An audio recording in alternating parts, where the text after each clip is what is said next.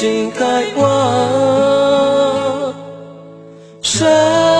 con sẽ rau khi ngày hoa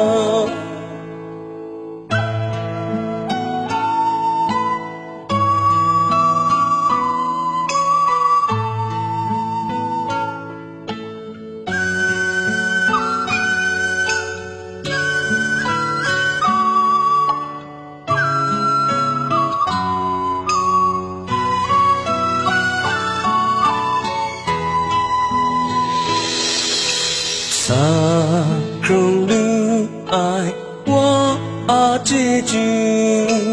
không xa lưu ai qua chế chú ngã ra lưu ai qua chế chú đừng tích cái qua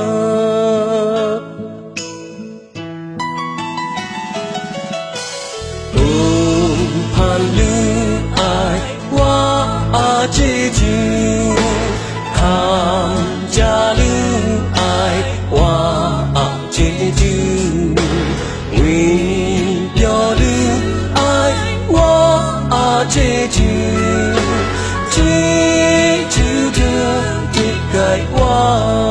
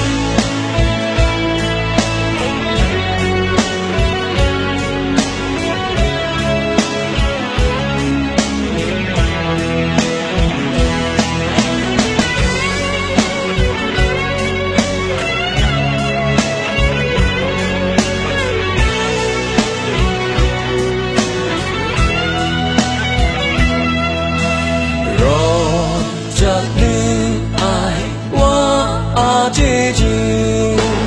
rình trên lưu ai qua chế chú xuân ca lưu ai qua chế chú đường đi cái qua triển khai qua số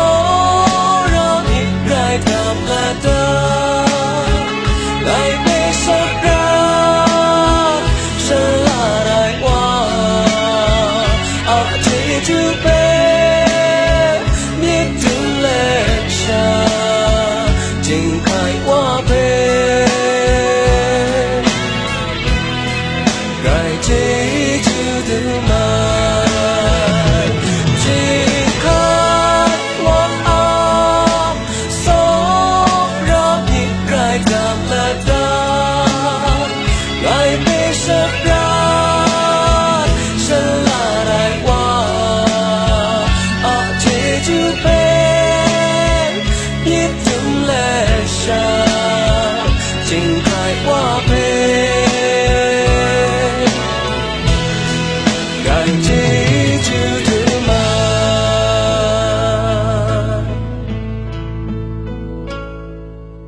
chế chú mà từ trình khai qua